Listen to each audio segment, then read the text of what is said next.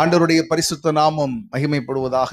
இந்த மூன்றாவது ஆராதனைக்கு உங்கள் எல்லாரையும் இயேசுவின் நாமத்தில் வரவேற்கிறோம். கர்த்தர் நல்லவர். நீங்கள் சந்தோஷமா இருக்கிறீர்கள் என்று நம்புகிறோம். நாம் சேர்ந்து ஒரு வசனத்தை வாசிக்க போகிறோம். எல்லாரும் வேதாகமத்தை திறந்து 89ஆம் சங்கீதம் 89ஆம் சங்கீதம் அதில் 28வது வசனத்தை நம்ம எல்லாரும் சேர்ந்து வாசிக்க போகிறோம். வாசிக்கலாமா எல்லாரும்? என் கிருபையை என்றென்றைக்கும் அவனுக்காக காப்பேன், என் உடன்படிக்கை அவனுக்காக உறுதிப்படுத்தப்படும். மறுபடியும் வாசிக்கலாம். என் கிருபையை என்றென்றைக்கும் அவனுக்காக காப்பேன், என் உடன்படிக்கை அவனுக்காக உறுதிப்படுத்தப்படும். தாவீதுக்கு என்னென்னலாம் செய்ய வேண்டும் என்று ஆண்டவர் விரும்பினாரோ அவைகள் எல்லாவற்றையும் ஸ்தோத்திரம் சங்கீதக்காரன் இந்த சங்கீதத்தில் எழுதுகிறதை நாம் பார்க்க முடியும். கர்த்தருடைய நாமத்துக்கு மகிமை உண்டாகட்டும். ஆண்டவர் தாவீதை தெரிந்து கொண்டார். கர்த்தருக்கு மகிமை. கரவலாடுகளின் பின்னாக திரிந்த அவனை தமது ஜனமாகிய இஸ்ரவேலை மேய்க்கும்படி அவனை கொண்டு வந்தார் என்று 78ஆம் சங்கீதத்தில் நாம் வாசிக்கிறோம். ஆண்டவருடைய நாமத்துக்கு மகிமை உண்டாகட்டும். அப்ப அந்த தாவீதுக்கு ஆண்டவர் எதையெல்லாம் செய்ய போகிறார்?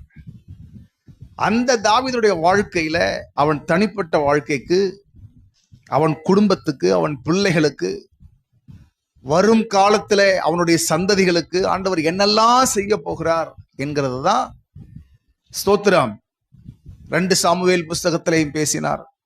1 நாளாகமத்திலையும் வாசிக்கிறோம். 17ஆம் அதிகாரத்திலே இந்த சங்கீதக்காரன் மூலமாகவும் ஆண்டவர் அதை நமக்கு நினைவுபடுத்துகிறார். சில வாரங்களாக தியானித்துக் கொண்டு வருகிறோம்.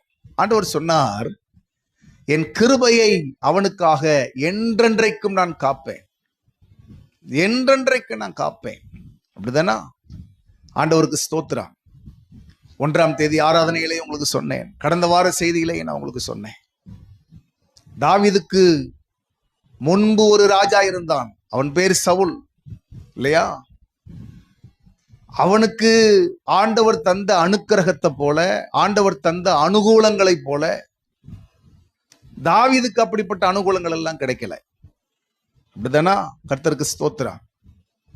அவனை ராஜாவாக அபிஷேகம் பண்ணுவதற்கு ஒரு பரிசுத்தவானை ஆண்டவர் தந்தார். அவனுக்கு ஆலோசனைகளை கொடுத்து அவனை சரியான பாதையிலே நடத்துவதற்கு அந்த தீர்க்கதரிசியை கர்த்தர் பயன்படுத்தினார். எப்பொழுதெல்லாம் சவுல் வழி தவறுகிறானோ அப்பொழுதெல்லாம் அவனுக்கு சரியையும் தவறையும் சுட்டி காட்டுவதற்கு அந்த பரிசுத்தவானை அடிக்கடி அனுப்பினார். எங்கள் சாமுவேல் புஸ்தகத்தில் அதை வாசிக்க முடியும். ஆமாவா? கர்த்தருக்கு ஸ்தோத்திரம். எப்பெல்லாம் சவுல் வழி தவறுகிறானோ அப்பொழுதெல்லாம் சாமுவேல் வந்து நிற்பான். அப்பொழுதெல்லாம் சாமுவேல் வந்து நிற்பான். நான் சொன்னேன், இந்த அனுகூலங்கள் எல்லாம் தாவீதுக்கு கிடைக்கவே இல்லை.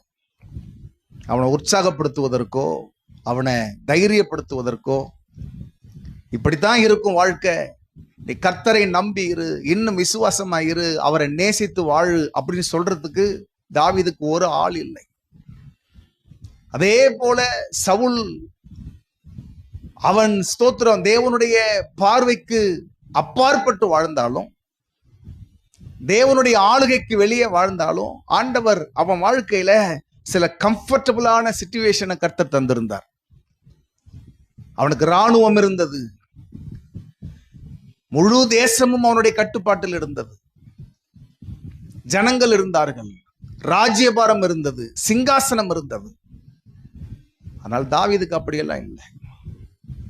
உணவுக்காக நாபால் இடத்திலே சொல்லி அனுப்புகிறான். சாப்பிடுவதற்கு ஏதாகிலும் இருக்கிறதா அப்படின்னு சொல்லி ஒரு ஆசாரியன் இடத்துல போய் கேட்கிறான். எதுவும் இல்லாததுனாலே தேவ சமூகத்து அப்பத்தில் ஆமென் அந்த அப்பத்தை அவன் சாப்பிட்டான். ஆண்டவருக்கு ஸ்தோத்திரம் உண்டாகட்டும். சூழ்நிலைகள் சாதகமாய் இல்லை. நிறைய நேரங்கள் மலைகள், கெபிகள், குகைகள், அதுதான் அவனுக்கு அடைக்கலமா இருந்தது, உறைவிடமா இருந்தது. கர்த்தருடைய நாமத்துக்கு மகிமை உண்டாகட்டும். ஆனாலும் இந்த தாவீதை ஆண்டவர் பின் நாட்கள்ல எல்லா ராஜாக்களுக்கும் ஒரு அளவுகோலாய் கர்த்தர் வைத்தார். ஒரு அளவுகோலாய் கர்த்தர் வைத்தார். இந்த செய்தியை கேட்டுக்கொண்டிருக்கிற உங்களுக்கு நான் சொல்லுகிறேன், சில நேரங்களில் நமக்குள்ள இப்படிப்பட்ட கேள்விகள் எழும்போம். எல்லாருக்கும் கிடைத்த யதார்த்தமான வாழ்க்கை எனக்கு இல்லையே, எல்லார போல என்னால சந்தோஷமா இருக்க முடியலையே, எல்லார போல என்னால ஒரு விடுதலையா இருக்க முடியலையே, நிம்மதியா இருக்க முடியலையே. என்னோடு கூட படித்தவர்கள், என்னோடு கூட வேலை பார்க்கிறவர்கள், என்னோடு கூட வாழ்கிறவர்கள், குடியிருக்கிறவர்கள், எல்லாருக்கும் கிடைத்த அனுகூலமான அனுபவம் என் வாழ்க்கையில் இல்லையே என்கிற கேள்விகள் நம்மில் அநேகருக்கு இருக்கும். நான் உங்களுக்கு சொல்றேன், வேதத்துல நிறைய பேருக்கு யதார்த்தமான வாழ்க்கை கிடைக்கல. யதார்த்தமான வாழ்க்கை கிடைக்கல. புரியுதா உங்களுக்கு? கிடைக்க வேண்டிய சராசரி வாழ்க்கை கிடைக்கல. கர்த்தருடைய நாமத்துக்கு ஸ்தோத்திரம். எல்லாருக்கும் கிடைத்த சராசரியான வாழ்க்கை யோசேப்புக்கு கிடைக்கல. யோசேப்புக்கு கிடைக்கல. கர்த்தருக்கு ஸ்தோத்திரம். சின்ன வயது, 17 வயது வரைக்கும் தகப்பன் வீட்டில் இருந்தான். 17 வயது வரைக்கும் தகப்பன் வீட்டில் இருந்தவன் அதற்கு பிறகு ஒரு பெரிய சிறுமையின் வாழ்க்கை. இளம் வயதில் நுகத்தை சுமப்பது நல்லது என்று வேதம் சொன்னாலும் அந்த நுகம் அவனுக்கு தாங்க முடியாததா இருந்தது. கர்த்தருக்கு ஸ்தோத்திரம். 20 வெள்ளிக்காசுக்கு விற்கப்பட்டான். சொந்த குடும்பத்தால் துன்புறுத்தப்பட்டான். சொந்த சகோதரர்களாலே செய்யாத குற்றத்திற்காக சிறையில் அடைக்கப்பட்டான். பானபாத்திரக்காரன் சொல்றான், நான் இவ்விடத்துக்கு வருவதற்கு நான் எந்த அநியாயத்தையும் செய்யவில்லை. அப்படிதானா? அவனுடைய பிராணன் இரும்பில் அடைப்பட்டு கிடந்தது என்று 105ஆம் சங்கீதத்துல வாசிக்கிறோம். ஒரு பக்கம் தரிசனம், ஒரு பக்கம் வாக்குத்தத்தம், இன்னொரு பக்கத்துல நடைமுறை வாழ்க்கையில ஒரு சிறுமைப்பட்ட அனுபவம். இதை கேட்டுக்கொண்டிருக்கிற அருமையான வாலிப சகோதர சகோதரிகளுக்கு நான் சொல்றேன், உங்க கூட படிக்கிற, உங்க கூட வேலை பார்க்கிற, உங்களோடு குடியிருக்கிற மற்ற வாலிபர்களுக்கெல்லாம் கிடைத்த ஒரு விடுதலையான வாழ்க்கை, ஒரு அனுகூலமான வாழ்க்கை, சராசரியாய் கிடைக்க வேண்டிய வாழ்க்கை எனக்கு இல்லையே பாஸ்டர் அப்படின்னு ஒருவேளை நீங்க சொல்லுவீங்கன்னா, நான் சொல்லுகிறேன், யோசேப்பின் தேவன் உங்களோடு கூட இருக்கிறார். உங்கள் வாழ்க்கையின் ஒரு காலகட்டம் இப்படி இருந்தால் ஆண்டவர் இன்னொரு வசந்த காலத்தை உங்கள் வாழ்க்கையிலே தருவார். காலங்கள் கடந்தது. யோசேப்பு தன் சகோதரர்களை பார்த்து சொன்னான், என்னை பார்வோனுக்கு தகப்பனாய் கர்த்தர் வைத்திருக்கிறார், அவன் குடும்பத்துக்கு என்னை கர்த்தனாய் வைத்திருக்கிறார், கடவுளாய் வைத்திருக்கிறார், எகிப்து தேசம் முழுவதுக்கும் அதிபதியாய் வைத்திருக்கிறார். அப்படிதானா? அப்படிப்பட்ட உன்னத இடத்தை கர்த்தர் அவனுக்கு தந்தார், உன்னத ஸ்தானத்தை கர்த்தர் தந்தார். அதனால ஸ்தோத்திரம். இந்த ஆரம்ப காலகட்டங்களில் உங்கள் வாழ்க்கையில் வருகிற சோதனைகள், உங்கள் வாழ்க்கையில் வருகிற இடர்பாடுகள், இருட்டடிப்புகள், போராட்டங்கள், இதை கண்டு சோர்ந்து பெறாதீங்க. இவ்வளோ கஷ்டம் வந்த பிறகும் எதற்கு நான் உத்தமமா வாழணும், எதற்கு நீதியா வாழணும், எதற்கு பரிசுத்தமா வாழணும் என்கிற எண்ணத்திற்கு இடம் கொடாதிருங்கள். அப்படிதானா? எல்லாருக்கும் கிடைத்த யதார்த்தமான வாழ்க்கை ரூத்துக்கு கிடைக்கவில்லை. அப்பொழுதுதான் திருமணமாகி இருந்தது, அப்பொழுதுதான் தன்னுடைய வாழ்க்கையை ஆரம்பித்திருந்தாள். ஆனா ஸ்தோத்திரம், அவருடைய புருஷன் செத்து போனான். அத்தனை ஆசை கனவுகளும் அவன் வாழ்க்கையிலே, அவள் வாழ்க்கையிலே உடைந்து போனது. புரியுதா உங்களுக்கு? கர்த்தருக்கு ஸ்தோத்திரம். ஆனால் அவள் வாழ்க்கையின் பிந்திய பகுதி உங்களுக்கு தெரியும். கர்த்தருடைய நாமத்துக்கு ஸ்தோத்திரம் உண்டாகட்டும். அந்த போவாசுடைய முழு சுதந்திரத்துக்கும் சொந்தக்காரியானால் அவள் இயேசு கிறிஸ்துவின் வம்ச வரலாற்றில் இடம் பெற்றாள். இல்லையா? ஆண்டவர் உங்களை அப்படிப்பட்ட மேன்மைக்குள்ள வைப்பார். நான் சொன்னேன், சவுலுக்கு கிடைத்த எந்த அனுகூலமும் தாவீதுக்கு கிடைக்கல. சவுலுக்கு கிடைத்த எந்த ஆசீர்வாதங்களும், அப்படிதானா, யதார்த்த வாழ்க்கையும், ஸ்தோத்திரம், வெற்றிகளும் எதுவும் கிடைக்கல தாவீதுக்கு. வனாந்தரங்களிலே படுத்து தூங்கி இருக்கிறான். அவன் நிறைய இடத்துல அவன் சங்கீதங்களிலே பாடுகிறான், என் கண்ணீரே எனக்கு உணவாயிற்று, என் அப்பத்தை புசிக்க மறந்தேன், என்னை பகைக்கிறவர்கள் அநேகர். இப்படியெல்லாம் வசனத்துல நாம வாசிக்கிறோம் இல்லையா? கர்த்தருக்கு ஸ்தோத்திரம். அப்ப அந்த தாவீதுடைய ஒரு கட்ட வாழ்க்கை அப்படி இருந்தாலும் ஆண்டவர் அந்த தாவீதை ஸ்தோத்திரம் எந்த அளவுக்கு உயர்த்தினார் அப்படின்னா, நான் உங்களுக்கு நிறைய ஸ்தோத்திரம் வேத தியான நேரங்களிலே சொல்லியிருப்பேன். கர்த்தருக்கு ஸ்தோத்திரம். தாவீதுக்கு பின்னாக ராஜாக்கள் வந்தார்கள். வந்த எல்லா ராஜாக்களுக்கும் ஆண்டவர் தாவீதைத்தான் ஒரு அளவுகோலாய் வைத்தார். நீங்கள் நாளாகம புஸ்தகத்தை வாசிக்கும் போது 2 நாளாகமத்துல ஒவ்வொரு ராஜாவும் அறிமுகப்படுத்தப்படும் போது தாவீதோடு ஒப்பிட்டு பார்க்கப்பட்டே அவன் அறிமுகப்படுத்தப்பட்டான். யாராவது ஒரு நல்ல ராஜா வந்தா அங்க எழுதப்பட்டிருக்கும், இவன் தன் தகப்பனாகிய தாவீதின் வழிகளிலெல்லாம் நடந்து கர்த்தருக்கு பிரியமானதை செய்தான். ஒருவேளை அவன் மோசமான ஆளா இருக்கான் அப்படின்னா, இவன் தன் தகப்பனாகிய தாவீதை போல முழு இருதயத்தோடு அவரை சேவிக்கல.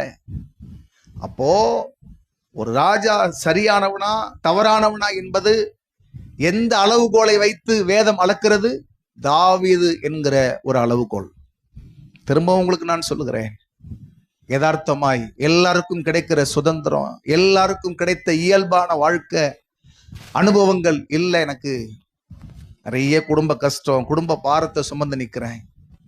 என் பிரச்சனைகளை நானே பார்க்க வேண்டியிருக்கு. என்னை கை தூக்கி விட ஆள் இல்லை, என்னை உற்சாகப்படுத்த ஆள் இல்லை, என்னை தட்டி கொடுத்து நடக்க ஆள் இல்லை என்பது போல உங்கள் வாழ்க்கை இருக்குமானால் நான் சொல்லுகிறேன், நீங்கள் கர்த்தருக்காக அந்த சூழ்நிலையிலும் செயல்பட்டு இருக்கீங்களா? விட்டு விடாதிருங்க. உங்க ஜெபத்தை விட்டு விடாதீங்க. உங்க பரிசுத்த வாழ்க்கையை விட்டு விடாதீங்க. உங்கள் உத்தமமாய் கர்த்தருக்கு என்று வாழ்கிற வாழ்க்கையை விட்டுறாதீங்க. அல்லேலூயா. ஒரு நாள் வரும், உங்களுக்கு பின் வருகிற சந்ததி உங்களை கொண்டே அடையாளப்படுத்தப்படும். அல்லேலூயா. ஆண்டவருடைய நாமத்துக்கு ஸ்தோத்திரம் உண்டாகட்டும். சரி, இப்போ ஆண்டவர் இந்த தாவீதுக்காக என் கிருபையை நான் காப்பேன். சரிதானா? கர்த்தர் சொல்லுகிறார், நான் காப்பேன், நான் காப்பேன். ஆண்டவர் நமக்கு தந்திருக்கிற கிருபை வரங்களை நாம் காக்க வேண்டிய நம்முடைய கடமையும் இருக்கிறது. நாம காத்து கொள்ளணும். அந்த கிருபையை இழந்து போய்விடக்கூடாது. எபிரேயர் 12ஆம் அதிகாரத்துல ஏசாவை குறித்து சொல்லப்படும் போது, ஆமேன், நமக்கு எச்சரிப்பாய் சொல்லப்படுது அந்த வார்த்தை, ஒருவனும் தேவனுடைய கிருபையை இழந்து போய்விடாதபடிக்கு என்று வாசிக்கிறோம். புரியுதா உங்களுக்கு? இழந்து போய்விடாதபடிக்கு அப்படித்தான் எழுதப்பட்டிருக்கிறது. கர்த்தருக்கு ஸ்தோத்திரம். அந்த கிருபையை நாம காத்து கொள்ள வேண்டிய நம்முடைய கடமை இருக்கு, நம்முடைய பொறுப்பு இருக்கு. அதே நேரத்துல ஆண்டவர் தாவீதை குறித்து சொல்லப்படும் போது சொல்லுகிறார், அந்த கிருபையை, அவனுக்கு கொடுத்திருக்கிற கிருபையை அப்படித்தானே, அதை நான் காத்து கொள்ளுவேன், நான் காத்து கொள்ளுவேன். ஒருவேளை தாவீதே இடறி போக வேண்டிய ஒரு நிலை வந்தாலும், தாவீதுடைய வாழ்க்கையிலேயே தோல்விகள் வந்தாலும், சறுக்கல்கள் வந்தாலும், ஸ்தோத்திரம், அவனுக்கு நான் கொடுத்த கிருபைய, ஆமேன், அவன் மேல் வைத்திருக்கிற என் திட்டத்தை நான் காத்து கொள்ளுவேன். ஆண்டவருடைய நாமத்துக்கு ஸ்தோத்திரம் உண்டாகட்டும். சரியா? அதை சொல்லிவிட்டு தான் ஆண்டவர் அந்த வசனத்தின் 2வது பகுதியிலே நாம் வாசிக்கிறோம். கர்த்தர் சொல்லுகிறார், என் உடன்படிக்கை அவனுக்காக உறுதிப்படுத்தப்படும். நல்லா கவனிங்க, என் உடன்படிக்கை அவனுக்காக உறுதிப்படுத்தப்படும். உடன்படிக்கை அவனுக்காக உறுதிப்படுத்தப்படும். சரி, அப்ப இதுல இருந்து நம்ம என்ன அறிந்து கொள்றோம்? ஆண்டவர் தாவீதோடு கூட உடன்படிக்கை பண்ணி இருந்தார். சொல்லுங்க பார்க்கலாம். தாவீதோடு கூட ஆண்டவர் உடன்படிக்கை பண்ணி இருந்தார். ஆண்டவருடைய நாமத்துக்கு மகிமை உண்டாகட்டும். சரிதானா? சரி, தாவீதோடு கூட உடன்படிக்கை பண்ணி இருந்தார். இப்போ உங்ககிட்ட நான் ஸ்தோத்திரம் கேட்கிறேன், நீங்கள் சொல்லுங்க, தாவீது யார்? கொஞ்சம் சொல்லுங்க பார்க்கலாம். தாவீது யார்? ஈசாயின் குமாரன். வேற என்ன சொல்லுவோம்?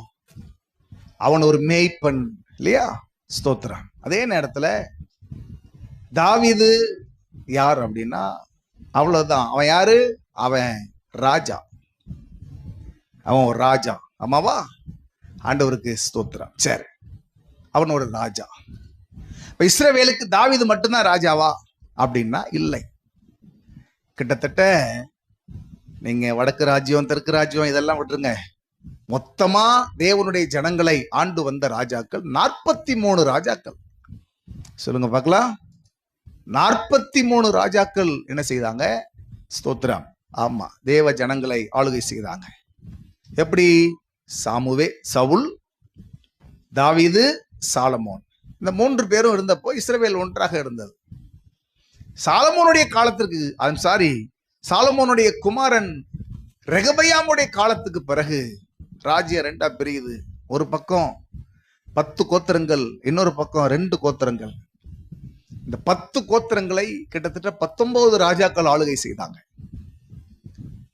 இந்த 2 கோத்திரங்களை 20 யூதா ராஜாக்கள் ஆளுகை செய்தாங்க. அத்தாலியால் என்கிற பெண் கொஞ்ச காலம் ஆளுகை செஞ்சா. ஒரு 21 பேர். சரியா? இப்ப 21 19 40, சரிதானா? மேலே ஒரு 3 ராஜாக்கள், அப்ப 43 ராஜாக்கள். இப்ப தாவீதை விடுங்க. இப்ப தாவீதை குறித்து சொல்லப்படும் போது ஆமா, நீங்க வாசிக்கிறோம், என் உடன்படிக்கை அவனுக்காக உறுதிப்படுத்தப்படும். அப்ப என்னத்தை நம்ம புரிஞ்சுக்கிறோம்? ஆண்டவர் தாவீதோடு கூட ஒரு உடன்படிக்கை பண்ணியிருந்தார். ஆமாவா? கர்த்தருக்கு ஸ்தோத்திரம். தாவீதோடு கூட ஆண்டவர் ஒரு உடன்படிக்கை பண்ணியிருந்தார். சரி, இப்போ இன்னொரு கேள்வி. தாவீதை தவிர்த்து வேற யாரு கூடயாவது அந்த 42 ராஜாக்கள்ல யாரு கூடயாவது ஆண்டவர் உடன்படிக்கை பண்ணினாரா? யாரு கூடயாவது ஆண்டவர் உடன்படிக்கை பண்ணாரா அப்படின்னா இல்லை. புரியுதா உங்களுக்கு? கர்த்தருக்கு ஸ்தோத்திரம். அப்படி இருக்கும்போது தாவீதோடு கூட மட்டும் அவர் உடன்படிக்கை பண்ணுவதற்கு என்ன காரணம்? சரியா? இப்ப மறுபடியும் நான் வருகிறேன். ஆண்டவர் தாவீதை யாராகத்தான் தெரிந்து கொண்டார்? எஸ், ராஜாவாக தான் தெரிந்து கொண்டார். ஆண்டவர் ராஜாவாக தான் தெரிந்து கொண்டார். எல்லா ராஜாக்களுக்கும் கொடுத்த வெற்றியை இவனுக்கும் கொடுத்தார், ஐஸ்வர்யத்தை கொடுத்தார், ஆளுகையை கொடுத்தார், சிங்காசனத்தை கொடுத்தார், இல்லையா? தேசத்தை எல்லாம் கொடுத்தார். ஆனா தாவீதோடு கூட மட்டும்தான் ஆண்டவர் உடன்படிக்கை பண்ணினார். புரியுதா உங்களுக்கு? கர்த்தருக்கு ஸ்தோத்திரம் உண்டாகட்டும். மறுபடியும் இதை உங்களிடத்துல கேட்கிறேன். தாவீது யார்? அவன் ஒரு ராஜா. சரியா? சரி, இப்போ தம்முடைய ஜனங்களுக்கு ஆண்டவர் ராஜாவை கொடுக்க வேண்டும் என்பது அவருடைய பல திட்டங்களில் ஒன்றாயிருந்தது. நல்லா புரிஞ்சுக்கிடணும். அவருடைய பல திட்டங்கள்ல ஒன்றாய் இருந்தது. எப்படி கானான் தேசத்தை கொடுக்கணும் அப்படின்னு அவர் திட்டம் வைத்திருந்தாரோ, எப்படி ஆபிரகாமின் சந்ததியிலே மேசியாவாகிய இயேசு கிறிஸ்து இந்த உலகத்துக்கு வரணும் அப்படின்னு அவர் திட்டம் வைத்திருந்தாரோ, இப்படி அவர்கிட்ட பல திட்டங்கள் இருந்துச்சு. அந்த திட்டங்களில் ஒன்றுதான் தம்முடைய ஜனங்களுக்கு ராஜாவை தரணும், ராஜாவை ஏற்படுத்தணும். நன்றாய் கவனியுங்கள். கர்த்தருக்கு ஸ்தோத்திரம். சரி, ராஜாக்களை ஏற்படுத்தணும். இப்ப என்ன பிரச்சனை? இந்த ராஜாக்களை ஏற்படுத்தணும் என்று தேவன் திட்டம் வைத்திருந்தார்னு சொன்னேன். ஏன் ராஜாக்களை தம்முடைய ஜனங்களுக்கு தரணும்னு சொல்லி அவர் திட்டம் வைத்திருந்தார். இதை நீங்க புரிஞ்சுக்கிட்டீங்கன்னா தான் ஏன் ஆண்டவர் தாவீதோடு கூட உடன்படிக்கை பண்ணினாருங்கிறது உங்களுக்கு புரியும். புரியுதா உங்களுக்கு? சரி, ஏன் ராஜாக்களை தரணும்? ராஜாக்களை கொடுக்க வேண்டும் என்பது திட்டம் இருந்துச்சு. ஆனாலும் ஆண்டவர் அவர் ஒரு நேரத்தை வச்சிருந்தார். சரியா? நீங்க என்னாகமத்துல பிலேயாம் அவன் சொல்லுகிறான், அவன் மூலமா கர்த்தர் பேசுகிறான், சமாதான கர்த்தர் வருமளவும் செங்கோல் யூதாவை விட்டு நீங்க போவதில்லை. சரியா? அப்படின்னா என்ன அர்த்தம்? ஒரு ஆளுகையை கர்த்தர் வைத்திருக்கிறார். ராஜாக்களை எழுப்ப வேண்டும் என்கிற திட்டம் அவரிடத்துல இருக்கிறது. இப்ப ஆண்டவர் ராஜாக்களை ஏற்படுத்த நினைத்ததற்கு ஒரு காரணம் இருக்கிறது. இது எப்படி நமக்கு தெரியும் அப்படின்னா, 2 சாமுவேல் 7ஆம் அதிகாரத்தை நீங்கள் எல்லாரும் திருப்பி கொண்டா ஆண்டவருடைய நாமத்துக்கு மகிமை உண்டாகட்டும். 2 சாமுவேல் 7ஆம் அதிகாரத்துல அந்த காரணத்தை கர்த்தர் சொல்லுகிறார். ஏன் என் ஜனங்களுக்கு ராஜாக்கள் வேண்டும்? அப்படின்னா, அங்க எழுதப்பட்டிருக்கிறது 10வது வசனம், 2 சாமுவேல் 7:10. நான் என் ஜனமாகிய இஸ்ரவேலுக்கு ஒரு இடத்தை ஏற்படுத்தி அவர்கள் தங்கள் ஸ்தானத்திலே குடியிருக்கவும் இனி அவர்கள் அலையாமலும். ஆண்டவர் பாருங்க, ஏன் தம்முடைய ஜனங்களை ஸ்தோத்திரம் நடத்துவதற்கு ஒரு ராஜா வேணும். அந்த ராஜாக்கள் தம்முடைய ஜனங்களை எப்படியெல்லாம் பாதுகாக்கணும். அங்க எழுதப்பட்டிருக்கிறது,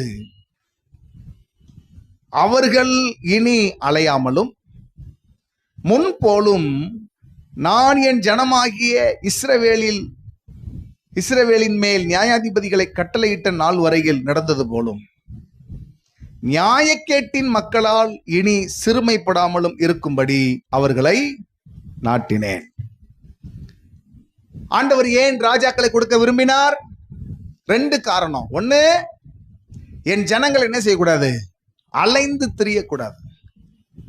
அலைந்து திரியக்கூடாது. சரிதானா? நீங்க ஆபிரகாம் காலத்துல இருந்தே தேவ ஜனங்கள் ஒரு இடத்துல நிலையா இல்லை. ஆபிரகாமும் பாருங்க, கர்த்தர் வைத்த சீகேமில கொஞ்ச நாள் இருந்தான். அவனுக்கு அது பிடிக்கல இல்லையா? பிறகு தெற்கே பிரயாணம் பண்ணி கொண்டு போகிறான், எகிப்துக்கு போகிறான். அங்க ஒரு பெரிய பிரச்சனை, திரும்ப வந்துட்டான் இல்லையா? ஆண்டவருக்கு ஸ்தோத்திரம். ஈசாக்கு பாருங்க, எதிரிகள் ஒரு இடத்துல அவனை குடியிருக்க விட மாட்டான். நீ எங்களை பார்க்கிலும் பலத்தவனானாய், எங்களை விட்டு போய்விடு. அவன் ஒவ்வொரு ஊரா கூடாரங்களை போட்டுக்கொண்டு அப்படி போகிறான். யாக்கோபுடைய சரித்திரமும் அப்படித்தான் நமக்கு சொல்லுது. தகப்பன் வீட்டுல இருந்தான் கொஞ்சம் வருஷம், பிறகு பதானராமுக்கு ஓடி போனான். அங்கே 20 வருஷம் சிறுமைப்படுத்தப்பட்ட வாழ்க்கை, ஏமாற்றங்கள், துரோகங்கள், சரீர வேதனைகள் இதெல்லாம் இருந்துச்சு. வஞ்சகங்கள், ஏமாற்றுத்தனங்கள் இதெல்லாத்தையும் அனுபவிச்சார்.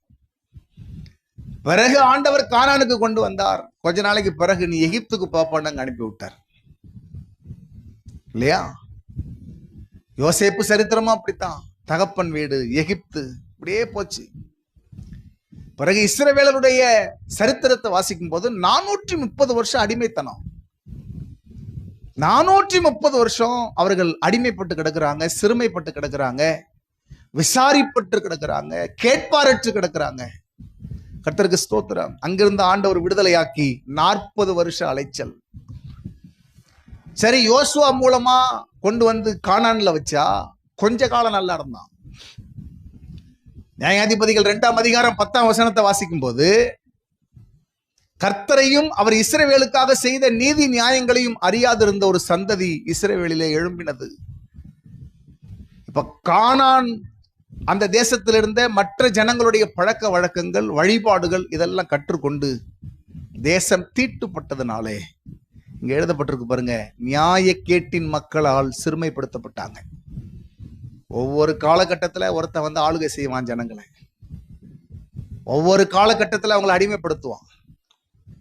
உங்களுக்கு புரியுதா நான் சொல்றது? அப்படிதான் இருந்துச்சு. அப்போ ராஜாக்களை ஏன் ஆண்டவர் ஏற்படுத்தணும்னு நினைச்சாருன்னா, தம்முடைய ஜனங்களை பாதுகாப்பா நடத்தணும், தம்முடைய ஜனங்களை பாதுகாப்பா அவர்களை பத்திரப்படுத்தி வைத்துக் கொள்ளணும். அவர்கள் அலையாமல், முன்போல் அலையாமல். 2வது, எந்த அந்நிய ஜனங்களுடைய கையிலையும் தேவ ஜனங்கள் அடிமைப்படக்கூடாது இல்லையா? நீங்க நியாயாதிபதிகள் புஸ்தகத்தை படிச்சு பாருங்க. கானானியர் கையில் அடிமைகளா இருந்தாங்க, பெலிஸ்தியர் கையில் அடிமைகளா இருந்தாங்க, மீதியானியர் கையில் அடிமைகளா இருந்தாங்க. அப்ப ஆண்டவர் ராஜாவை கொடுக்கணும் அப்படி சொல்லி ஆண்டவர் திட்டமிட்ட காரணம் என்ன? இங்க வாசித்தோம் பாருங்களா? ஆண்டவருக்கு ஸ்தோத்திரம். தம்முடைய ஜனங்களை அந்நியர்களும் ஆளக்கூடாது, இவர்களும் அலைந்து தெரியக்கூடாது. இதுதான் ஆண்டவருடைய பெரிய திட்டம்.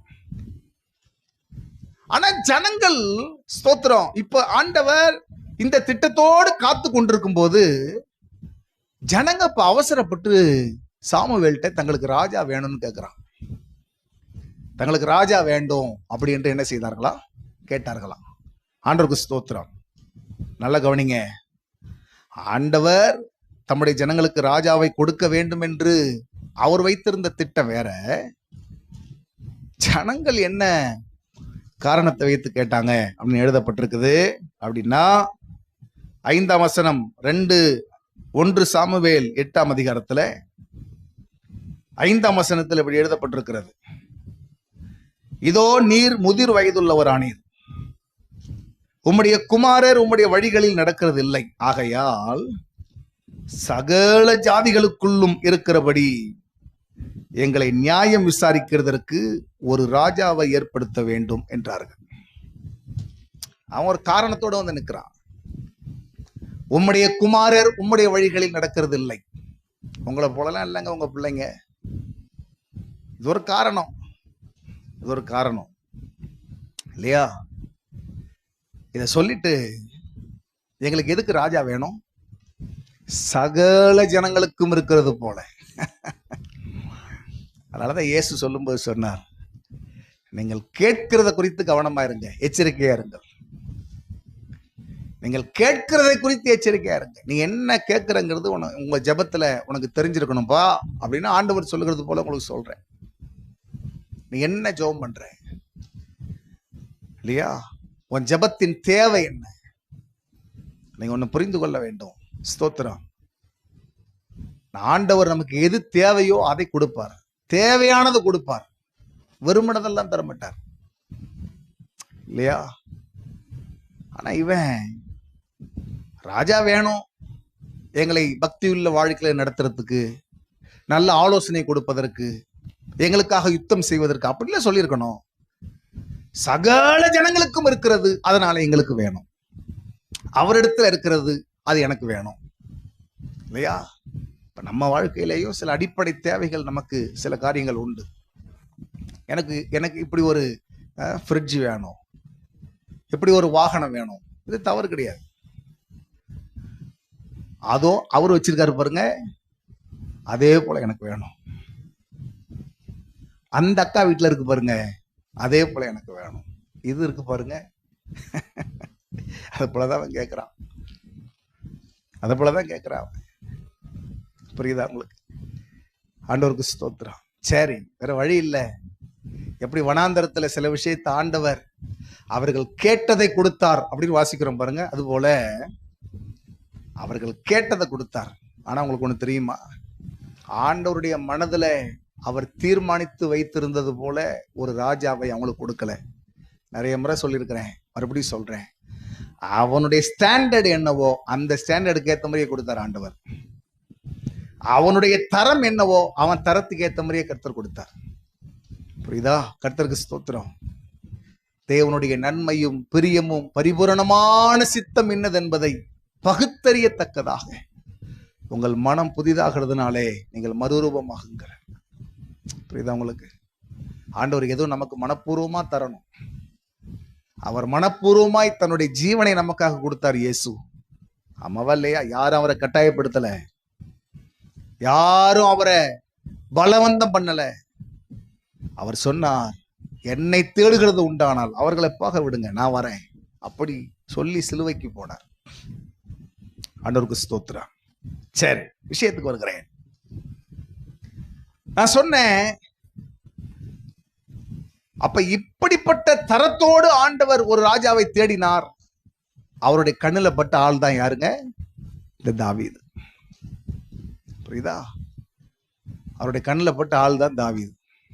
தாவீதை கவனிக்கிறார். தகப்பனுடைய ஆடுகளை மேய்த்து கொண்டிருக்கிறார். ஆடுகளை மேய்க்கும் விதத்தை கவனிக்கிறார், பாதுகாக்கும் விதத்தை கவனிக்கிறார், பராமரிக்கும் விதத்தை கவனிக்கிறார், அந்த ஆடுகளை நீதியின் பாதைகளில் நடத்துகிறதை கவனிக்கிறார். மரண இருளின் பள்ளத்தாக்கின் வழியாய் போக நேர்ந்தாலும் தாவீது கூடவே இருந்து அந்த ஆடுகளை பத்திரமாய் கொண்டு போய் ஆமேன் கரை சேர்க்கிறான். பசும்புல் மேய்ச்சல், ஓடி ஆமேன் ஸ்தோத்திரம். அது வேகமாய் வருகிற தண்ணீரில் அல்ல இல்லையா? ஸ்தோத்திரம். சீற்றம் எடுத்து வருகிற தண்ணீரில் இல்லை, மென்மையாய் ஓடுகிற அமர்ந்த தண்ணீர் அண்டையில கொண்டு போய் நடத்துகிறான். இது எல்லாத்தையும் கர்த்தர் கவனிக்கிறார். அவருடைய மனதை கவனிக்கிறார். அதுல ஒரு விசை சிங்கம் வருகிறது, ஒரு விசை கரடி வருகிறது. மந்தையில் இருக்கிறதை கொண்டு போய் ஸ்தோத்திரம் பீறி போட பார்க்கும் போது தன் உயிரையும் பணையம் வைத்து அந்த ஆடுகளை மீட்டு கொண்டு வருகிறான் மந்தைக்கு. இதை எல்லாத்தையும் பார்த்த கர்த்தர், அல்லேலூயா ஸ்தோத்திரம், இவன்தான் என் ஜனங்களை மேய்க்க முடியும், இவன்தான் என் ஜனங்களை நடத்த முடியும் என்று சொல்லி ஆண்டவர் ஒரு பெரிய எதிர்பார்ப்போடு கூட அவனை ஸ்தோத்திரம் அல்லேலூயா ஆமென் தம்முடைய ஜனங்களை நடத்துவதற்காக கொண்டு வந்தார். 78ஆம் சங்கீதம் 70ஆம் வசனத்தில் வாசிக்கிறோம், தம்முடைய தாசனாகிய தாவீதை தெரிந்து கொண்டு ஆட்டு தொழுவங்களில் இருந்து அவனை எடுத்தார். கரவலாடுகளின் பின்னாக திரிந்த அவனை தம்முடைய ஜனமாகிய யாக்கோபையும் தம்முடைய சுதந்திரமாகிய இஸ்ரவேலையும் மேய்ப்பதற்காக அழைத்து கொண்டு வந்தார். இவன் அவர்களை தன் இருதயத்தின் உண்மையின்படியே மேய்த்து தன் கைகளின் திறமையினாலே அவர்களை நடத்தினான் என்று நம்ம வாசிக்கிறோம். புரியுதா உங்களுக்கு? அப்படித்தான் நடத்தினான், அப்படிதான் பாதுகாத்தான். ஓகே, அப்ப இப்படிப்பட்ட தாவீதை ஆண்டவர் தெரிந்து கொண்டு ராஜாவை வைக்கிறார். நான் சொன்னேன், இவனுக்கு பிறகு நிறைய ராஜாக்கள் வந்தாங்க. இவனுக்கு பிறகு நிறைய ஆமா ராஜாக்கள் வந்தார்கள். 41 ராஜாக்கள் வந்தாங்க, சாலமோனை சேர்த்து. கர்த்தருக்கு ஸ்தோத்திரம். ஆனால் யாரோடும் கூட ஆண்டவர் உடன்படிக்கை பண்ணவே இல்லை. உடன்படிக்கையே ஆமா ஆமா ஆமா அவர் பண்ணவே கிடையாது, உடன்படிக்கை பண்ணவே கிடையாது. ஆனா யாரோடு கூட பண்ணுகிறார்? தாவீதோடு கூட பண்ணுகிறார். சரி, இப்ப என்னுடைய கேள்வி என்னன்னா, தாவீதோடு கூட உடன்படிக்கை பண்ண வேண்டும் என்பது தேவனுடைய முன் தீர்மானிக்கப்பட்ட திட்டமா? சொல்லுங்க பார்க்கலாம். முன் தீர்மானிக்கப்பட்ட திட்டமா? நான் நம்புறேன் அப்படி இருந்திருக்காது. அப்படி இருந்திருக்காது. அவனை ராஜாவாக்கணும் என்பது தேவனுடைய திட்டமா இருந்திருக்கும். அவன் சந்ததியிலே மேசியாவாகிய இயேசு கிறிஸ்து வர வேண்டும் என்பது அவருடைய திட்டமா இருந்திருக்கலாம். நான் சொல்றேன் அவனோடு உடன்படிக்கை பண்ணினார் பாருங்க. அவனோடு உடன்படிக்கை பண்ணினது தேவனுடைய தீர்மானிக்கப்பட்ட திட்டம் அல்ல. ஆமென். தாவீதுடைய செய்கையை பார்த்து, தாவீதுடைய அணுகுமுறையை பார்த்து, தாவீது எடுத்த நடவடிக்கையை பார்த்து ஆண்டவர் பண்ணின உடன்படிக்கை. நான் உங்களுக்கு அதை நிரூபிக்கிறேன். ஆண்டவருடைய நாமத்துக்கு ஸ்தோத்திரம் உண்டாகட்டும். நல்லா கவனிங்க. இவன் ராஜாவா இருந்திருந்தா அவனுடைய உண்மைக்கு தக்க வெற்றியை கர்த்தர் தந்திருப்பார். நீங்க சாலமோனை யோசித்து பாருங்களேன். 40 வருஷம் ஆட்சி செய்தான், யுத்தமே இல்ல. அவரவர் தங்கள் திராட்சை தோட்டத்தின் நிழலிலே சுகமாய் குடியிருந்தார்கள் அப்படின்னு வாசிக்கிறோம். பிரச்சனை கிடையாது. இந்த நிலை தாவீதுக்கும் உண்டாயிருக்கணும். ஆனா ஆண்டவர் இன்னும் ஒருபடி தாண்டி போய் அவங்க கூட அவர் உடன்படிக்கை பண்ணுகிறார். அதற்கு காரணம் தாவீதின் அணுகுமுறை. இந்த ராத்திரி நேரத்திலே உங்கள் மனதில் நான் வைக்க விரும்புகிற காரியம் என்ன? ஆண்டவருடைய நாமத்துக்கு ஸ்தோத்திரம். நாம் கடந்து போகிற ஒவ்வொரு சூழ்நிலையிலும், தேவன் நமக்கு அனுமதிக்கிற ஒவ்வொரு பாதையிலும் நாம் நம்முடைய விசுவாசத்தையும் அவர் மேல் வைத்திருக்கிற அன்பையும் அனுதினமும் நிரூபித்து காட்ட நாம் கடமைப்பட்டிருக்கிறோம். ஆண்டவருடைய நாமத்துக்கு ஸ்தோத்திரம். என்னைக்கோ வாழ்ந்தோம், என்னைக்கோ ஊழிய செஞ்சோம். அப்பெல்லாம் நாங்க எப்படி ஊழிய செய்வோம் தெரியுமா? 20 வருஷத்துக்கு முன்னாடி எப்படியெல்லாம் நாங்க ஆத்துமாக்களை ஆதாயம் பண்ணோம் தெரியுமா? குடும்பமாய் நாங்கள் கர்த்தருக்கு எப்படிலாம் செயல்பட்டோம் தெரியுமா? ஆமென், ஸ்தோத்திரம். என்றைக்கோ ஒரு நாள் அப்படி இல்லை. உங்கள் வாழ்க்கையில் அனுதினமும் ஆண்டவருக்கு ஸ்தோத்திரம், நீங்கள் எடுக்கிற நடவடிக்கைகள், உங்களுடைய அணுகுமுறைகளை பார்த்து ஏற்கனவே தேவன் உங்களுக்கு என்று தீர்மானிக்கப்பட்டதையும் தருவார். உங்கள் செயல்களையும் உங்க அர்ப்பணிப்பையும் உங்களுடைய அனுதின விசுவாச கிரியைகளையும் பார்த்து தேவன் எடுக்கும் புது தீர்மானங்களும் உண்டு. அல்லேலூயா. அதனாலதான் சொல்றேன், தேவனை வசப்படுத்திக் கொள்ளுங்கள், தேவனை வசப்படுத்திக் கொள்ளுங்கள். ஆண்டவருடைய நாமத்துக்கு ஸ்தோத்திரம் உண்டாகட்டும். அல்லேலூயா.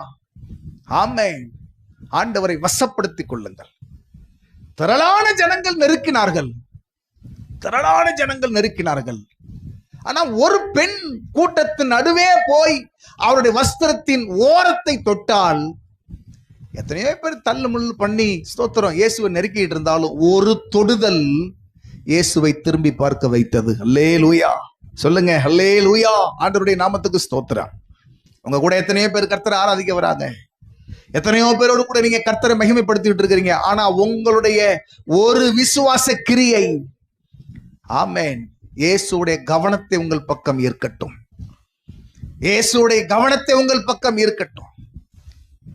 திமேயுவின் மகன் பர்த்திமேயு, இயேசு நடந்து போய் கொண்டிருக்கிறார். கர்த்தருக்கு ஸ்தோத்திரம். தாவீதின் குமாரனே இயேசுவே இறங்கும், அப்படித்தான் நோக்கி கூப்பிடுறான். வசனத்துல வாசிக்கிறோம், அவனை பேசாதிருக்கும்படி அதட்டினார்களாம். பேசாதிருக்கும்படி அதட்டினாங்க. கர்த்தருக்கு ஸ்தோத்திரம். எனக்கு ரொம்ப பிடிக்குது. அவன் இயேசுவை முன்ன பின்ன பார்த்தது இல்லை. அவனை குறித்து வாசிக்கிறோம், அவன் இன்னும் அதிகமாய் பின்னும் அதிகமாய். ஆமென். அவரை நோக்கி கூப்பிட்டான். உங்களுக்கு சொல்லட்டுமா, எத்தனையோ ஆரவாரத்தின் சத்தம் கேட்கிறது. இந்த சத்தத்தின் மத்தியில வருகிற ஒரு ஸ்பெஷல் சவுண்டு, ஒரு விசேஷித்த சத்தம். வசனத்துல வாசிக்கிறோம், இயேசு நின்றார். ஆமென், அல்லேலூயா. இயேசு நின்றார். அதைத்தான் உங்களுக்கு சொல்றேன். ஆமென். நான் உங்களுக்கு சொல்றேன், நீங்க எடுக்கிற உங்க விசுவாச வாழ்க்கையில நீங்க எடுக்கிற சில நல்ல முடிவுகள், நீங்கள் எடுக்கிற நல்ல தீர்மானங்கள் இல்லையா, நீங்கள் பாராட்டுகிற உங்களுடைய வைராக்கிய கிரியைகள், விசுவாச கிரியைகள், இதெல்லாம் பார்த்து ஆண்டவர் சும்மா சாதாரணமாலாம் கடந்து போயிட மாட்டார். சாதாரணமாலாம் கடந்து போயிட, நீங்க அப்படி நினைச்சுக்கிடாதீங்க. ஆண்டவருக்கு ஸ்தோத்திரம். என்னை சுற்றி இருக்கிற ஆட்கள் எப்படி இருக்கிறாங்களோ இவங்களுக்கு மத்தியில நான் என் உத்தமத்தை விட்டு கொடுக்காம இருப்பேன், என் விசுவாசத்தை விட்டு கொடுக்காம இருப்பேன்னு சொல்லி நீங்க உங்களுக்குள்ளேயே எடுக்கிற முடிவுகள் இருக்கு பாருங்க, உங்களுக்குள்ளேயே எழுப்புகிற வைராக்கியம் இருக்கு பாருங்க. இந்த வைராக்கியத்தை ஆண்டவர் இயேசு சாதாரணமாலாம் கடந்து போயிட மாட்டார். சாதாரணமாலாம் கடந்து போயிட மாட்டார் அவரு. நீங்க அதை புரிஞ்சுக்கிறணும். நீங்க புரிஞ்சுக்கிறணும். ஆண்டவருடைய நாமத்துக்கு ஸ்தோத்திரம். அல்லேலூயா. நீங்க நினைச்சுக்கலாம், நான் பண்ற பொருத்தனை யாருக்கு தெரியும், நான் எடுக்கிற நல்ல முடிவுகள் யாருக்கு தெரியும், சபைக்காக, ஊழியத்துக்காக, தேவராஜ்ய விரிவாக்கத்துக்காக, தேவனுடைய திட்டத்துக்காக இல்லையா, ஸ்தோத்திரம், ஊழிய வளர்ச்சிக்காக நான் எடுக்கிற முடிவு, என்னுடைய நினைவுகள்லாம் யாருக்கு தெரியும் அப்படின்னு நீங்க ஒரு நினைச்சுக்கிடலாம். சரிதானா? மனுஷங்களுக்கு தெரியாம இருக்கும் இல்லையா, உங்க கூட ஆராதிக்கிறவர்களுக்கு தெரியாம இருக்கும், சில நேரங்கள்ல உங்க ஊழியக்காரருக்கு தெரியாம இருக்கும். நீங்க கவலைப்படாதுங்க. உங்களுக்கு நான் சொல்லுகிறேன், நீங்கள் எடுக்கிற சின்ன முயற்சியையும் இயேசு பெரிதாய் பார்க்கிறார். அல்லேலூயா. சரி, இப்ப நான் சொன்னேன், தாவீதோடு பண்ணின உடன்படிக்கை திடீரென்று எடுக்கப்பட்ட ஒரு முடிவு, தேவனால் முன் தீர்மானிக்கப்பட்டதா இருந்திருக்காது. சரி, அப்படி என்னதான் சார் பண்ணா, அப்படி என்னதான் பண்ண அவன் அப்படின்னா, 1 நாளாகமம் 17ஆம் அதிகாரத்தை நீங்கள் திருப்பிக் கொள்ளுங்கள். இது 2 சாமுவேல் 7ஆம் அதிகாரத்தில் எழுதப்பட்டிருக்கு. ஆனாலும் இந்த 1 சாமுவேல் 17ஆம் அதிகாரத்தில் இருக்கிறத உங்களுக்கு நான் வாசித்து காட்டுறேன். கர்த்தருக்கு ஸ்தோத்திரம். முதல் வசனம், தாவீது தன் வீட்டிலே வாசமாயிருக்கும் போது அவன் தீர்க்கதரிசி ஆகிய நாத்தானை நோக்கி, பாரும், நான் கேதுரு மர வீட்டிலே வாசம் பண்ணுகிறேன், கர்த்தருடைய உடன்படிக்கை பெட்டியோ திரையின் கீழ் இருக்கிறது என்றான். கர்த்தருடைய நாமத்துக்கு மகிமை உண்டாகட்டும். அவனுக்கு நெருங்கின சிநேகிதன் ஒருவன் உண்டு. அவன் சிநேகிதன் மாத்திரமல்ல, தீர்க்கதரிசியும் கூட இல்லையா. கர்த்தருக்கு ஸ்தோத்திரம். நாத்தான் அவனுடைய பேர். தாவீது அங்கே சொல்லப்பட்டிருக்கிறது, தன் வீட்டிலே வாசமாயிருக்கும் போது, தன் வீட்டிலே வாசமாயிருக்கும் போது. தாவீதை ஆண்டவர் திரும்ப ரெஸ்டோர் பண்ண பிறகு, தீரு தேசத்தின் ராஜா ஈராம் இவனுக்கு பார்த்து பார்த்து ஒரு அரண்மனை கட்டி கொடுத்தான், பார்த்து பார்த்து ஒரு ராஜ வீட்டை கட்டி கொடுத்தான். ஆண்டவருக்கு ஸ்தோத்திரம். 2 சாமுவேல் 5ஆம் அதிகாரத்துல எழுதப்பட்டிருக்கிறது, 10-11 வசனங்கள்ல. புரியுதா உங்களுக்கு? பார்த்து பார்த்து கட்டி கொடுத்தான். கர்த்தருக்கு மகிமை, ஸ்தோத்திரம். கட்டி கொடுத்தான். இப்போ இந்த வீட்டிலே இவன் ஸ்தோத்திரம் உலாவி கொண்டே இருக்கிறான். தினந்தோறும் உலாவி இருப்பான், தினந்தோறும் வாழ்ந்துகிட்டு இருக்கான். இப்போ ஒரு நாள் அவன் வீட்டிலே அப்படியே உலாவி கொண்டிருக்கும் போது அவன் கண்ணிலே பட்டது தேவனுடைய உடன்படிக்கை பெட்டி. தேவனுடைய உடன்படிக்கை பெட்டி வைக்கப்பட்டிருந்த அந்த திரை சீலை அல்லது அந்த கூடாரம். கவனிங்க நல்லா. கர்த்தருக்கு ஸ்தோத்திரம். இப்ப யோசித்து பார்க்கிறான். வேதம் நமக்கு ரொம்ப சாதாரணமா எதையும் எழுதி வைக்கல. தன் வீட்டிலே வாசமா இருக்கும் போது, அது எப்படிப்பட்ட வீடு? அது மச்சு பாவப்பட்ட வீடு. அது ராஜாக்கள் தங்கக்கூடிய ராஜ மாளிகை. அது ஆண்டவருக்கு ஸ்தோத்திரம். பார்த்து பார்த்து கட்டி கொடுத்தான் ஈராம். புரியுதா உங்களுக்கு? விலையேற பெற்ற உச்சிதமான மரங்களால் கட்டப்பட்ட வீடு அது. அந்த வீட்டில் தான் அவன் வாசமா இருக்கிறான். இப்போ தாவீது தேவனுடைய கூடாரத்தை பார்க்கிறான். அந்த பெட்டி வைக்கப்பட்டிருக்கிற கூடாரம். இந்த கூடாரத்தை போட்டது யாரு? தாவீது தான் போட்டார் இல்லையா? நான் உங்களுக்கு சொல்லியிருக்கேன், நானும் புரிஞ்சுக்கிடுறேன். அந்த கூடாரமும் லேசால இருந்திருக்காது, நேர்த்தியா போட்டிருப்பாரு. அம்மாவா, சின்ன பெட்டி, அதை பெரிய வண்டிலில் வைத்து கொண்டு வந்தவர். அவர் எப்படிப்பட்ட கூடாரத்தை போட்டிருப்பாரு? அவரு நேர்த்தியான கூடாரமா தான் இருந்திருக்கும். ஆனா தாவீதுடைய கம்பாரிசன் எதோடு கூடத்தமா இருக்குது? நல்ல கவனிங்க. ஆண்டவர் எனக்கு தந்திருக்கிற இந்த மேன்மையான வாழ்க்கை, ஆண்டவர் எனக்கு தந்திருக்கிற உன்னதமான வாழ்க்கை, இந்த உன்னதமான வாழ்க்கையிலிருந்து நான் ஆண்டவருக்கு கொடுத்திருக்கிற இடம். கவனிங்க நல்லா. நான் ஆண்டவருக்கு என்று கொடுத்திருக்கிற ஸ்தானம், நான் ஆண்டவருக்கு என்று அவர் மேல் வைத்திருக்கிற என்னுடைய மனதின் மதிப்பு திரையின் கீழ் இருக்கிறது. ஆனா நான் எப்படி இருக்கிறேன்? உன்னதமான இடத்துல இருக்கிறேன், மேன்மையான இடத்துல இருக்கிறேன், உச்சிதமான இடத்துல இருக்கிறேன். ஆமாவா? கர்த்தருடைய பிள்ளைகள், உங்களுக்கு நான் சொல்றேன், நீங்கள் தேவனுக்குரிய காரியங்களை நீங்க அப்படித்தான் பார்க்கணும். நீங்க மல்கியா 1ஆம் அதிகாரத்தை வாசிக்கும் போது தேவனுடைய காரியங்கள் மேல ஜனங்களுடைய மதிப்பு எப்படி இருந்துச்சு. ஆண்டவர் எதையும் நம்முடைய வாழ்க்கையில கட்டாயப்படுத்துகிறவர் அல்ல. நான் உங்களுக்கு சொல்றேன், உங்கள்கிட்ட எதையும் ஆண்டவர் கட்டாயம் பண்ணி கேட்கிறவர் அல்ல. ஒருவன் என்னை பின்பற்றி வர விரும்பினால் காதுள்ளவன் கேட்க கடவன். புரியுதா உங்களுக்கு? உங்களை பலவந்தம் பண்ண மாட்டார் இயேசு, உங்களை கட்டாயப்படுத்த மாட்டார் இயேசு. நீங்க நல்லா புரிஞ்சுக்கிறோம். உங்க வாழ்க்கையில நடந்தது என்ன தெரியுமா? ஆண்டவருக்கு ஸ்தோத்திரம். இல்ல, மந்தையில் கடாக்கள் இருக்கையில் கண் ஊனமானதையும் கால் ஊனமானதையும் நசல் கொண்டதையும் கொண்டு வந்து கர்த்தருக்கு செலுத்தினாங்களாம். உங்களுக்கு நான் சொல்றேன், நீங்கள் கர்த்தருக்கென்று செயல்படுவதோ கொடுப்பதோ எந்த காரியத்தையும் அது உங்க மனப்பூர்வம், அது உங்க மனதை பொறுத்தது. ஆனால் நீங்கள் செய்யணும்னு நினைச்சிட்டீங்கன்னா, கொடுக்கணும்னு நினைச்சிட்டீங்கன்னா, ஆண்டவர் என்ன ஸ்டாண்டர்ட்ல எதிர்பார்க்கிறாரோ அந்த ஸ்டாண்டர்ட்ல கொடுக்க பாருங்க. நான் சொல்றது உங்களுக்கு புரியுதா? ஆண்டவருக்கு ஸ்தோத்திரம். நீங்க தேவனுடைய காரியத்தை ரொம்ப ரொம்ப நிர்விசாரமா எடுத்துக்கொள்ள கூடாது. புரியுதா? சபையை ரொம்ப அசட்டையா பார்க்கிறது, விசுவாசிகளை அப்படியே ரொம்ப அசட்டையா பார்க்கிறது. புரியுதா உங்களுக்கு? ஆமா, சபையின் காரியங்களை ரொம்ப லேசா எடுத்துக்கொண்டு போகிறது. அந்த தைரியம்லாம் நமக்கு வரக்கூடாது இல்லையா? சாபங்களை ஆசீர்வாதமாய் திருப்புகிற நம்முடைய தேவனுடைய சபை. நெகேமியா சொன்னா, சாபங்களை திருப்புகிற வல்லமை சபைக்கு உண்டு. தேசத்திலே மாற்றங்களை கொண்டு வருகிற வல்லமை ஆமென் சபைக்கு உண்டு. புரியுதா உங்களுக்கு? ஆண்டவருக்கு ஸ்தோத்திரம்.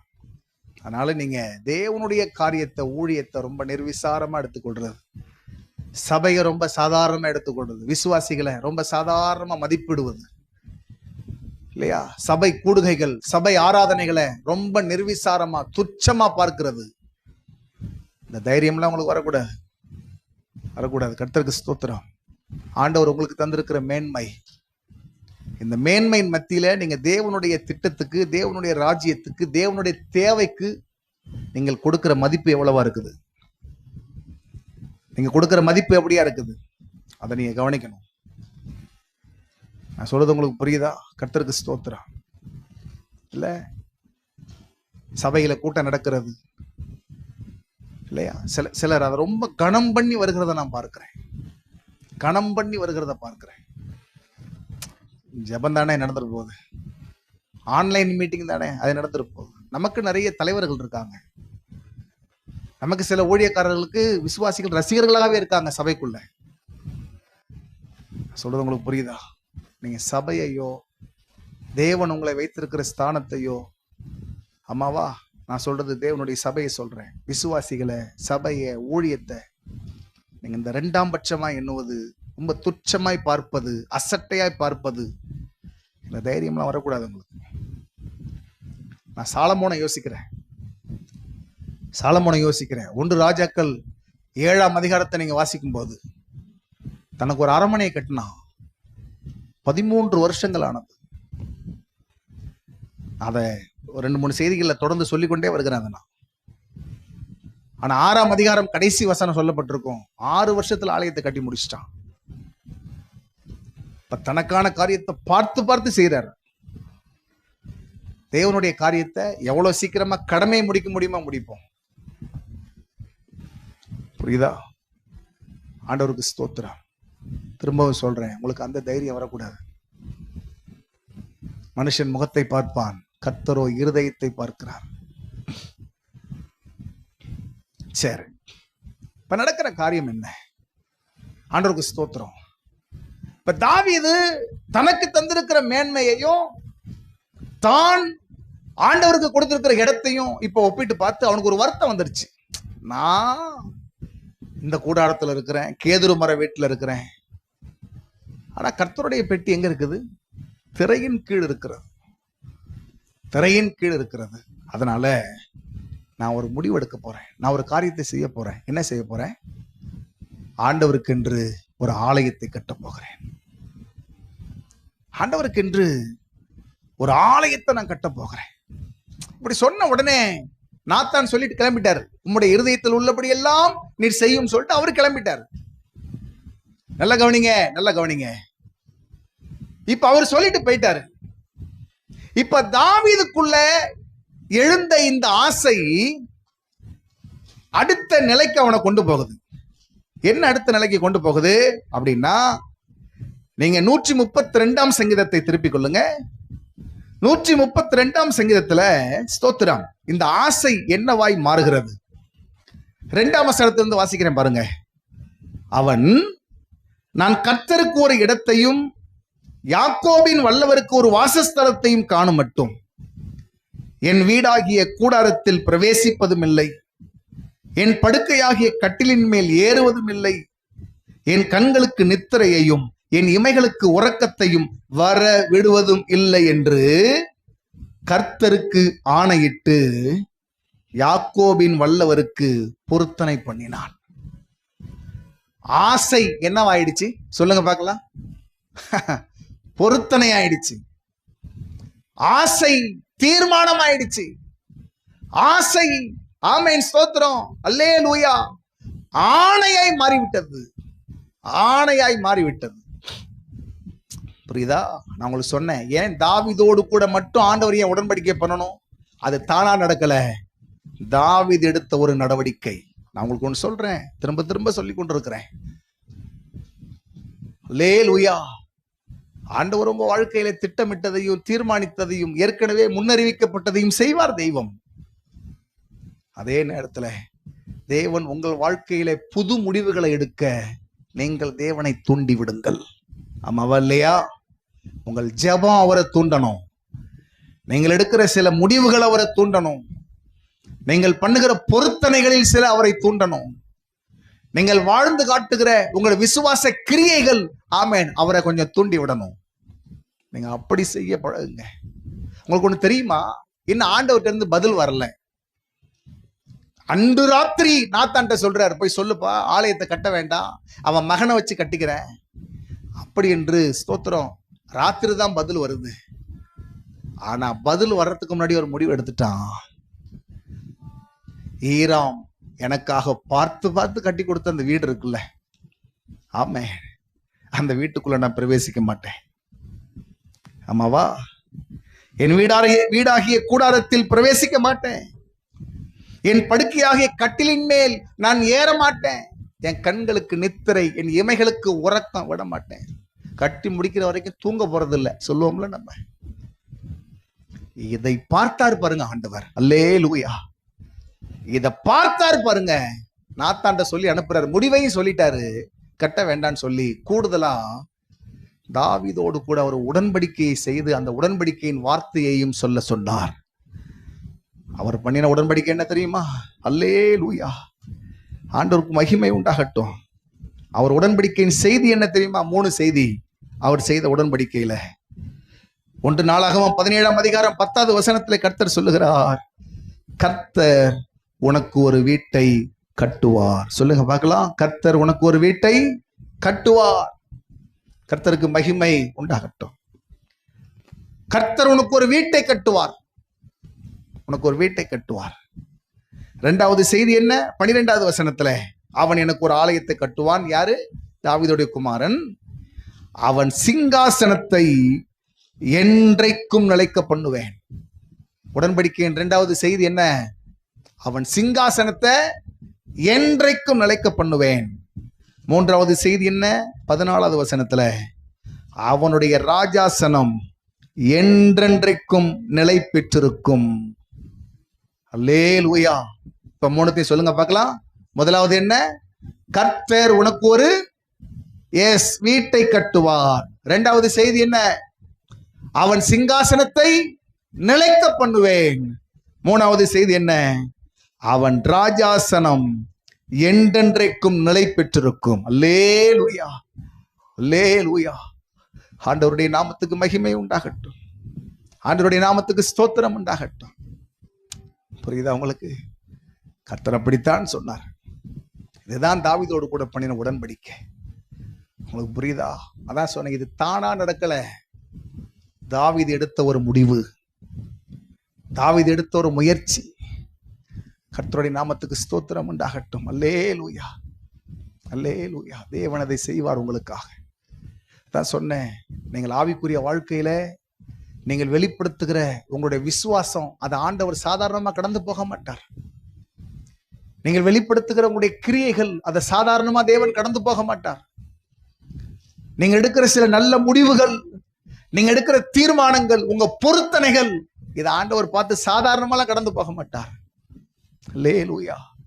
உங்க துன்ப காலத்திலேயோ, உங்க சந்தோஷ காலத்திலேயோ, உங்க தோல்வியின் காலத்திலேயோ, உங்களுடைய வெற்றியின் காலத்திலேயோ, நீங்க எடுக்கிற முடிவுகள் ரொம்ப முக்கியமாய் கர்த்தர் பார்க்கிறார். உங்க உணர்வுகளை கர்த்தர் பார்க்கிறார். உங்க ஆசையை கர்த்தர் பார்க்கிறார். உங்க விருப்பத்தை கர்த்தர் பார்க்கிறார். அல்லேலூயா. உங்க பொருத்தனைகளை கர்த்தர் பார்க்கிறார். உங்கள் முடிவுகளை கர்த்தர் பார்க்கிறார். நீங்க அப்படித்தான் இருக்கணும். நீங்க அப்படித்தான் இருக்கணும். புரியுதா? நடக்கும்போது நடக்கட்டுங்க, வரும்போது வரட்டுங்க. அதெல்லாம் வரும். கர்த்தரால் சொல்லப்பட்டவைகள் நிறைவேறும், அதெல்லாம் நடக்கும். ஆனால் ஸ்தோத்திரம், தேவன் உங்கள் வாழ்க்கையில ஆமேன் அவ்வப்போது அவர் செய்து காட்ட விரும்புகிற பெரிய காரியங்கள், அதை மிஸ் பண்ணிடக்கூடாது. நீங்க மிஸ் பண்ணிடக்கூடாது. ஆண்டவருக்கு ஸ்தோத்திரம் உண்டாகட்டும். உங்களுக்கு ஒன்று தெரியுமா? சிலர் நடந்து கொண்ட விதங்களை பார்த்து இயேசு சடனா நடந்த காரியங்கள், அவர்கள் விசுவாசத்தை கண்டு ஆச்சரியப்பட்டு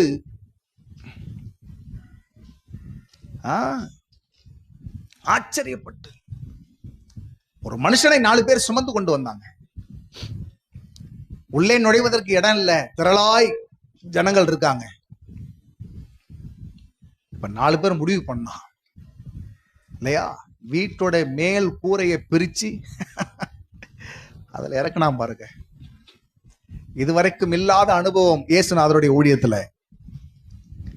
இதுவரைக்கும் எங்கும் பார்த்ததில்லை, எங்கும் பார்த்ததில்லை இல்லையா? அவர்களுடைய முயற்சி, அவர்களுடைய முடிவு, கொண்டு வந்துட்டோம். இயேசு கிட்ட சுகம் பெறாம இவனை திரும்ப கொண்டு போறது இல்லை. அல்லேலூயா. அந்த முடிவு. வீட்டுக்காரன்ட்ட போய் உத்தரவாதம் கொடுத்திருப்பான், ஐயா கவலைப்படாதுங்க, உங்க வீட்டை நாங்க பிரிக்கிறோம், திரும்ப என்ன பண்ணிடுறோம், என்ன செலவானாலும் கட்டி கொடுத்துடுறோம் இல்லையா? என்ன செலவானாலும் கட்டி கொடுத்துடுறோம். உத்தரவாதம் கொடுத்திருப்பாங்க. வீட்டை பிரிச்சு அப்படியே இறக்குனா இயேசுவே ஷாக் ஆயிட்டாரு. உயிருக்கு போராடிட்டு கிடக்கான். அவனுடைய பிரச்சனையை பார்த்து கிடையாது, அந்த 4 பேருடைய விசுவாசத்தை கண்டு, அல்லேலூயா, அந்த 4 பேருடைய விசுவாசத்தை கண்டு ஆச்சரியப்பட்டு, அல்லேலூயா, ஸ்தோத்திரம், ஆமென், அவனுக்கு சுகத்தை கொடுத்தாரே அன்பு தெய்வம் இயேசு. அல்லேலூயா. அதான் சொல்றேன், உங்க முடிவுகள் ரொம்ப முக்கியம். நீங்க எடுக்கிற தீர்மானங்கள் ரொம்ப முக்கியம். உங்களுடைய விசுவாச செய்கைகள் ரொம்ப முக்கியம். புரியுதா உங்களுக்கு? உங்க விசுவாச செய்கைகள் ரொம்ப முக்கியம். விசுவாச கிரியைகள் ரொம்ப முக்கியம். ஆண்டவர் அதை ரொம்ப சாதாரணமா கடந்து போகிறவர் அல்ல. அவர் கடந்து போக மாட்டார். புரியுதா நான் உங்களுக்கு சொல்றது? ஆண்டவருடைய நாமத்துக்கு மகிமை உண்டாகட்டும். ஆமென். ஆபிரகாம் தன் தகப்பன் வீட்டு, தன்னுடைய தேசம், தன்னுடைய இனம் எல்லாத்தையும் விட்டு வந்தான். எல்லாத்தையும் விட்டு வந்தான். ஆதியாகமத்தின் புஸ்தகம் 22ஆம் அதிகாரத்தை திருப்பிக் கொள்ளுங்கள். எல்லாத்தையும் விட்டு வந்தார். 15ஆம் அதிகாரம் 6ஆம் வசனத்தில் வாசிக்கிறோம், அவன் கர்த்தரை விசுவாசித்தான், ஆண்டவர் அதை நீதியாக எண்ணினார்.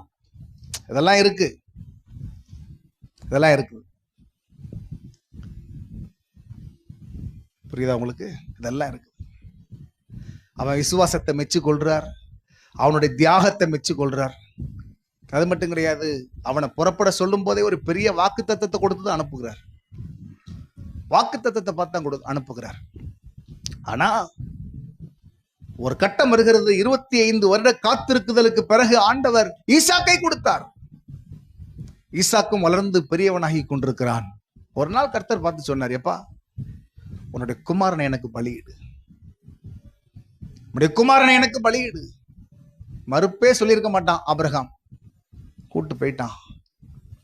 அந்த சம்பவம்லாம் உங்களுக்கு தெரியும். இப்ப நான் உங்களை அங்க கொண்டு போகல. ஆனா ஒரு வசனத்தை உங்களுக்காக நான் வாசிக்கிறேன். 22ஆம் அதிகாரத்தை எடுத்தீங்களா? கர்த்தருக்கு ஸ்தோத்திரம். 18வது வசனத்துல, நீ என் சொல்லுக்கு கீழ்ப்படிந்தபடியினால் உன் சந்ததிக்குள் பூமியில் உள்ள சகல ஜாதிகளும் ஆசீர்வதிக்கப்படும் என்றும் என் பேரில் ஆணையிட்டேன் என்று கர்த்தர் சொல்லுகிறார். என் பேரில் என்ன பண்ண? ஆணையிட்டேன். என்ற வார்த்தையில சொல்றேன், என் பேரில் சத்தியம் பண்ணியிருக்கிறேன், உடன்படிக்கை பண்ணியிருக்கிறேன். இப்ப உங்களை பார்த்து கேட்கிற கேள்வி என்ன தெரியுமா? இது ஏற்கனவே ஆபிரகாமுடைய வாழ்க்கையில செய்யணும்னு நினைச்சதா? சொல்லுங்க பார்க்கலாம். ஏற்கனவே ஆபிரகாமுடைய வாழ்க்கையில இப்படி ஒரு ஆணையை செய்யணும்னு சொல்லி அவர் வச்சிருந்தாரா திட்டம்? இல்ல. வாக்குத்தத்தம் இருக்கிறது. முழு இஸ்ரவேலுக்கு இவன் தான் வித்து, அது தெரியும். விசுவாசிகளின் தகப்பன் இவன் தான். ஆனா இங்க சொல்லப்பட்டிருக்கிறது, நான் ஆணையிட்டேன், நான் ஒரு புது உடன்படிக்கை பண்ணியிருக்கிறேன். இது எப்போ தீர்மானிக்கப்பட்டதா? இல்ல, இல்ல. ஆமென். ஆபிரகாமுடைய வாழ்க்கையில தேவன் வைத்த ஒரு பரீட்சை, ஆபிரகாமுடைய வாழ்க்கையில தேவன் வைத்த ஒரு பரீட்சை, அந்த பரீட்சையிலே ஸ்தோத்திரம், அவன் ஜெயிக்கிறான். கர்த்தருடைய நாமத்துக்கு ஸ்தோத்திரம் உண்டாகட்டும். அல்லேலூயா. கர்த்தர் என்ன சொல்றாரு பாருங்க, 12வது வசனத்துல, அப்பொழுது அவர், பிள்ளையாண்டான் மேல் உன் கைகளை போடாதே, அவனுக்கு ஒன்றும் செய்யாதே, நீ அவனை உன் புத்திரன் என்றும் உன் ஏக சுதன் என்றும் பாராமல் எனக்காக ஒப்பு கொடுத்தபடியினால் நீ தேவனுக்கு பயப்படுகிறவன் என்று இப்பொழுது அறிந்திருக்கிறேன். இப்பொழுது அறிந்திருக்கிறேன். நமக்குள்ள ஒரு கேள்வி வருது பாருங்க. தேசத்தையும் இனத்தையும் தகப்பன் வீட்டையும் விட்டானே ஆண்டவரே, அப்ப தெரியலையா அவன் தேவ பக்தி உள்ளவன்னு? சோதோமின் ராஜா எல்லா கொள்ளை பொருளையும் கொடுத்து விட்டு நீ எடுத்துக்கோ என்று சொன்ன போது, இல்ல இல்ல, என்ன கர்த்தர் தான் ஆசீர்வதிக்கணும், அந்த கிரெடிட் உனக்கு வந்துடக்கூடாது அப்படி சொன்னானே, அப்ப தெரியலையா ஆண்டவரே? அதெல்லாம் வேறப்பா. ஆனா நான் வைத்த இந்த விசுவாச பரீட்சையில இன்னைக்கு ஜெயிச்சு காமிச்சல்ல, நீ இதை வைத்து முடிவு பண்றேன். அல்லேலூயா. நீ கர்த்தருக்கு பயப்படுகிறவன் என்பதை இப்பொழுது அறிந்திருக்கிறேன். அதனால உன் செய்கையை பார்த்து இப்போ ஒரு உடன்படிக்கை பண்ணுகிறேன். கையை தட்டி ஆண்டவருக்கு நன்றி சொல்லுங்க. அல்லேலூயா.